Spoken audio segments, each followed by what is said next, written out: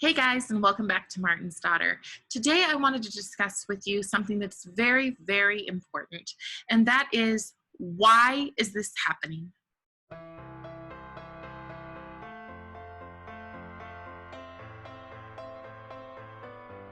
So let me just start off with some excellent news, and that is the parents are starting to wake up. I'm getting a lot of people, both in person and online, asking me, why is this happening? I didn't understand, and now I'm seeing it, and I just don't get the correlation of why in the world we would be taking our children down this path. So today I wanted to answer that in the most concise way that I can, even being me, who's kind of very vocal, but I wanted to give you kind of the connecting of the dots of why it is and how it is that this ideology is being implemented into our schools, how it is that our children are being used as pawns for whether it's a political or an ideological gain, and also give you some hope on what it is that we can do about it. I get a lot of my information from Dr. James Lindsay. He does a podcast called New Discourses, which is absolutely brilliant. It's also extremely long and extremely in-depth, and it sometimes takes me a couple of weeks to get through one episode. I take a lot of notes.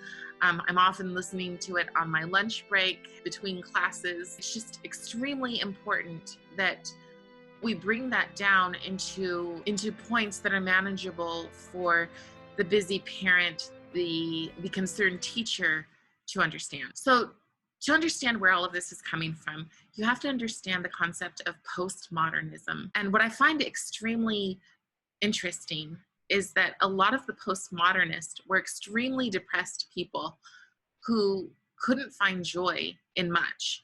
And so they spent much of their time figuring out what was wrong with the world and believing that none of us can truly be happy because we are just artificial. We are not original or authentic because we have these structures in our lives. And these structures that they believe that we need to dismantle are very specific, and they would include religion, family, education, and institution. So I want to go through each one of those and point out some of the things that I'm seeing that I think are quite obvious. So first, let's talk about religion. I think the biggest threat to religion currently and this social justice is the idea of progressive Christianity. I will just be straightforward. I am a Christian, and I understand that not everybody who watches my station is. I'm not going to be super preachy. I'm only talking about this from that specific, where is this infiltration coming from? Progressive Christianity, most people who follow this end up deconstructing their Christian faith or whatever other faith that they have. It starts with, we just want to do what God would have us do. We just want to be activists because of this, but then it takes away the idea of salvation and the idea of redemption. And a lot of people have brought up the ideas that we don't necessarily need missionaries because you don't need Christ in order to be saved. You basically just need to be a good person. That's very concerning for people who believe that the sacrifice of Christ is the ultimate reason for our hope. But I do think that if you consider yourself a progressive Christian, or if you're finding yourself getting pulled into that way of thinking, that I would encourage you to go back to your roots and to look and see, does that contradict what I've been taught? And if it does, and you're okay with it, then I would just say, walk away, because you're no longer a person of faith. You're really a humanist. And that's perfectly fine. There are wonderful humanists out there. I just wish that they would stay away from trying to infiltrate the church. So many of our churches are being brought into the social justice movement, and they're confusing social justice with biblical justice. And the thing about that is eventually the dismantling that is required for postmodernism to succeed will mean that we do not have churches. We might have buildings, we might be able to attend those buildings, but we won't go in and be able to be presented the things that our faith or faiths teach as true, because the only thing that will be true is the state. We're seeing this in other countries, like in, I believe that it's Norway. I'll have to look it up and I'll post an article about it. but where they're saying that to teach biblical principles is to be hateful. And if that's in other countries, what do you think is coming here? We're also being taught that to object to anything that's being put in front of our faces, even if we know in the core of our being that it's not true, that it's not objectively true, to object is to be hostile. These are tools that are used to silence us. And it's not new. It's been around. And especially, I just interviewed Xi Van Fleet from Loudoun County, and she was talking about how this was used in China. The 1,000 Flowers invited people under Mao to get up and to criticize the government in a positive way, to bring out what they thought could be done better. So a bunch of intellectuals stood up and said, I have this idea and I have this idea. And it was really a trap. And what it did was showed dissent. And these people lost everything, and in some cases were executed for daring to speak up against their government. It was interesting to talk to Xi because she pointed out that a lot of the things that we're seeing in America are things that are patterned after the cultural Marxism that they saw in China and in other countries. So the family, and this is where a lot of people are starting to get concerned. I had a parent reach out to me with a problem that they had in school, and the response from the teacher was, we're the experts. And I guess this would mix into education too, but there is a huge attack on the family. There's a huge attack on all of the things that we hold dear.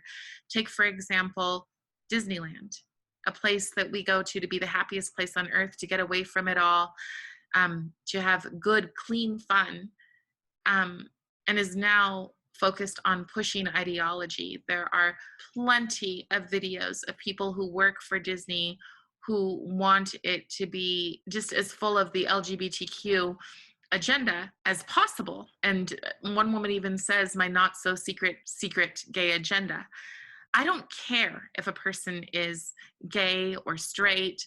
I think that people make up their own choices in their lives. I do care, though, if you're pushing it on our children. Kids just don't care. I work in a school. They do not care. They care on whether or not that we're kind, whether or not we value them as individuals. And I think a lot of the problems that we're seeing, a lot of the mental health crises that's being pushed on our kids is unnecessary. I heard from someone recently that local parents care about whether or not their child can read, do math, and is going to kill themselves. That's fear-mongering. I don't believe that most children want to kill themselves, but I do think that they would be a lot less likely to if they weren't watching TikTok videos about the subject or having the ideas brought into them in school. I am a complete proponent of therapy. I've had plenty of therapy in my life. I support going to therapy. I just don't think school is the place for therapy. I think that if we want our children to believe in themselves and to be empowered, then we need to give them an opportunity for the great conversation. We need to give them the opportunity to have the very, very best education that they possibly can. We need to teach them to critically think. We need to teach them about history, the good, the bad, and the ugly. We need to teach them to learn those lessons. School should not be an ideological or indoctrination camp. It should be about giving kids the objective truth and fostering their internal greatness. And the greatness should not come through points of intersectionality. It shouldn't be, you are this, this, and this, so then you must be this, this, and this. That is indoctrinating our kids, and we're seeing it right now. Locally, we have a teacher who is breaking their kids up into groups for reading class, and the subjects that they have to choose from are race, racial injustice, sexuality, imprisonment, or drugs, drug addiction. And these are seventh graders. Seventh graders don't need, nor do they care about these subjects, and they're really not old enough to care about them. We should just be focused on getting them to turn in their homework on time. So this need to sexualize our kids is not a 2022 Florida issue. This need to sexualize their kids came about in the 1920s. when they were looking for reasons to create a revolutionary energy. They did this in Belgium, and it was a complete disaster. But they need to create an energy where kids are so consumed with their own gratification that they cannot operate in the real world.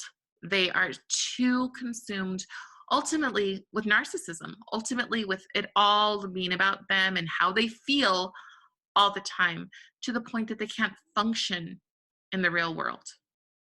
So this comes down to a gentleman named Marcuse and the postmodernist movement. Marcuse wanted to collect a revolutionary energy. He touted the things that were going on in China, the things that were going on in Vietnam, and the things that were going on in Venezuela, all as on the right path.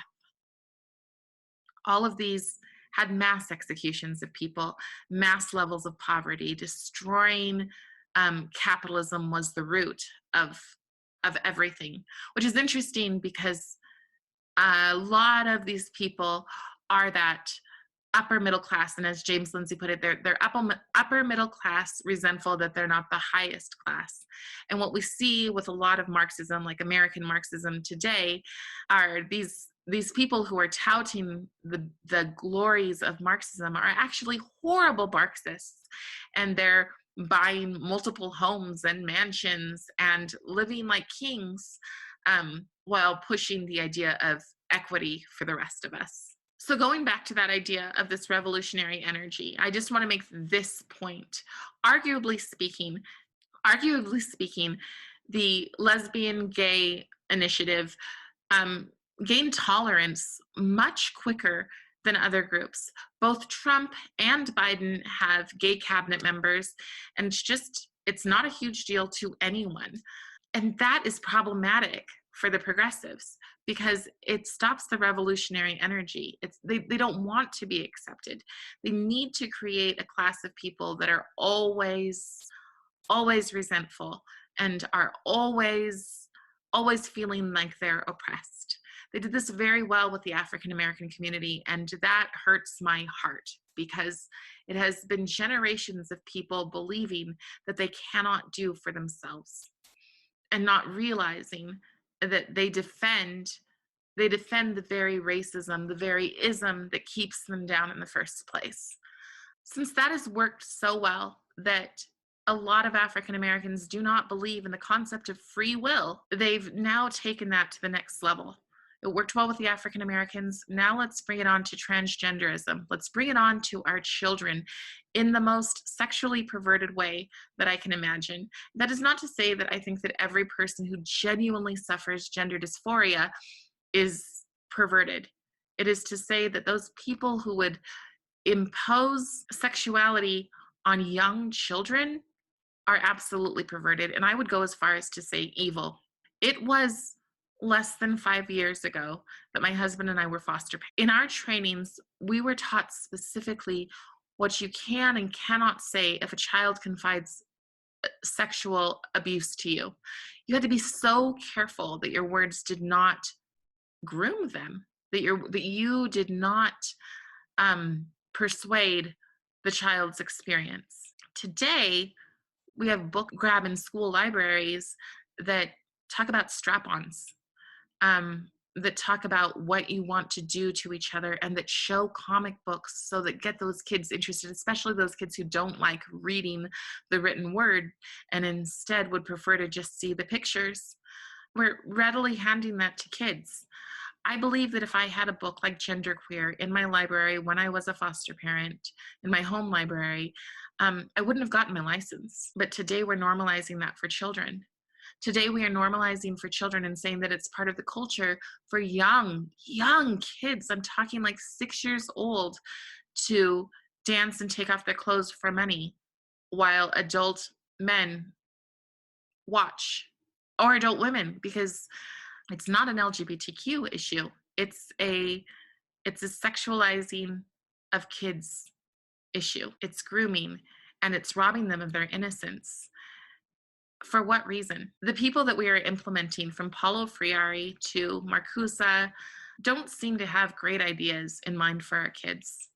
It seems to me like they want them to be pawns. We're looking at forcing them into collectives. And when you are forced into that collective and then you say, well, that one part doesn't work for me, then you become open season. The diversity, equity, and inclusion is not inclusatory if you do not fit into the box that you're supposed to, nice, quietly, and with complete compliance. I want to be completely clear that this is happening. This week, I was the guest speaker for a local college, and at that local college, the subject that I was to speak on was, should CRT be implemented in our schools, and how should we go about doing it? This was a class for future social workers. They obviously wanted it because the ending of the sentence was, how should we go about implementing it? And as I spoke to them, it was very interesting because I realized that they're just people who do not know the damage that they're doing.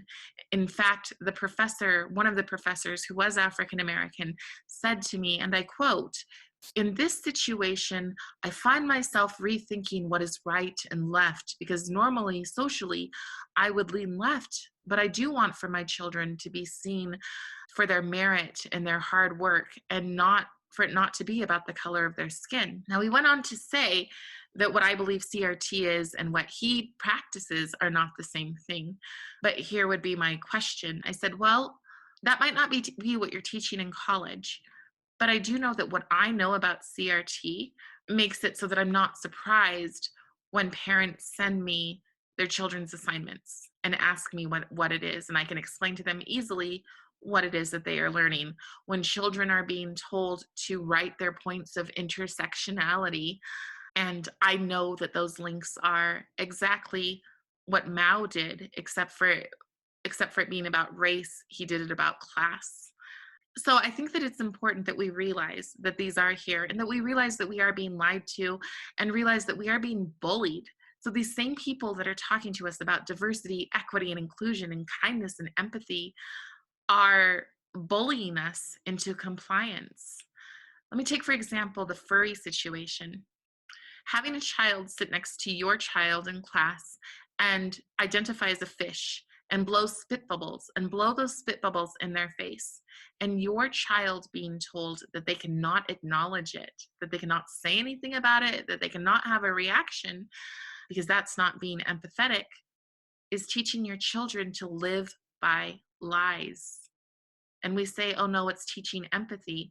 It's not teaching empathy. It is not helpful to a person who is sick to play along with them. And whatever way you look at the furry situation, it's an inability to live in reality. And maybe they're doing it for attention, or maybe they're doing it because they're autistic and they have watched videos that have introduced them into these ideas. Either way, though, it's not true reality. And to expect children to sit and just be okay with that is manipulating them, and I think perpetuating the problem of mental health crises, because then you have another person who can't live in reality because they were stifled. They were afraid of saying something that was unacceptable. Something that I recently heard that spawned me to make this video in the first place was this concept. The communist Marxists have a 4-stage plan to take over our country. Stage 1 is demoralization. Stage 2 is destabilization. Stage 3 is crisis. And stage 4 is normalization. So let's look at demoralization. Demoralized is when you take kids who literally feel that they cannot talk back. They're not inclined to speak because they've got a mask over their face. And you take them, these kids who were full of hope, who had friends, who didn't really have a care in the world, and you start immediately telling them how terrible their country is, and how terrible their ancestors are, and how terrible their skin is. And you demoralize them. So that's the first thing. The second thing is destabilization. So once people buy into this, whether that's children or parents or teachers or pastors or bishops, once people buy into this, then we start destabilizing. Then we start telling them they have to be a part, alleviate their guilt by taking apart the systems that were in place. Stage 3 is crisis. Well, we know that we've been managed by a crisis for the last 2 years. And the crisis never seems to end. Today, we're seeing that we may be in for a global famine. So there's always a crisis. And the critical pedagogy, with all of the critical theories, we're always manufacturing more and more crisis because there's a problem with everything. We now have a crisis in the racial pedagogy of math, created by a woman who does not even have a degree in mathematics. But we're constantly looking for reasons to be resentful. We're constantly looking for reasons why something is wrong. And that goes all the way back to Marcuse teaching people that if they believe in reason, then they're not authentic. It's not a true experience because somebody imposed that on them. The last one is normalization. So we're taking things that we know, that we absolutely know are not a fact. We know that not every single person who looks the same is the same person, but we're not supposed to bring that up. We are supposed to comply until that becomes normal, until the lie becomes the truth. It's like they want us all to have a massive mental crises. And I think they do, because when we do have that mental crisis, when we will not be able to do for ourselves, and that will destroy in a generation, in a couple of years, it will destroy our middle class. It will destroy that ability, that thought that we can have better for ourselves. And instead, we will be weak narcissists with a constant level of resentment, who are constantly requesting more and more and more from our government. And at first, they're going to give us what we want. This was another thing I learned from Xi. In China, they gave them what they wanted at first. They gave them their little home and their little piece of land, and then they came and took it all away. And people were far worse off. And I don't think that we can survive being far less off, because we are an entitled culture. What they've done to our children is, in my opinion, nothing short of abuse. And the why ultimately comes down to power. But the connecting of the dots makes it clear that this is not just something that started in 2020. This is something that just a bunch of immigrant entitled intellectuals who lived comfortable lives came here and decided that our country was not the utopia that they wanted. We're buying into something because we're told that in the end it promises utopia. But so far, none of that has worked ever for anyone. And what I hear a lot of socialists say is, well, it just hasn't been tried the right way. How many times do we have to mess that up? How many people have to die? How many dreams have to die for an experiment? We have to stand up. And I'm so excited that that is starting to happen. I'm so excited that people are sending me messages and saying, what can I do? I need to stop this. It's not happening fast enough, but it is happening. And that's something to be hopeful for. My friends, we are never without hope. I just want to encourage you to apply this concept, not in my home, not in my school, and not in my community. Get involved, share this video, go listen to James Lindsay, share his videos, talk to immigrants, get your kids to listen to immigrants, talk to your kids, show them the realities of socialism, show them that a country large enough to give you anything you want is strong enough to take away anything that you have. And I'm not going to attribute the quote because it's arguable who made it, but somebody who was smart made that quote. My only passion here is to help you understand and help you learn, and to give you as much knowledge as I can, because knowledge, no matter who has their boot on our throat, knowledge is the true power. All right, my friends, I'll talk to you next time. Bye.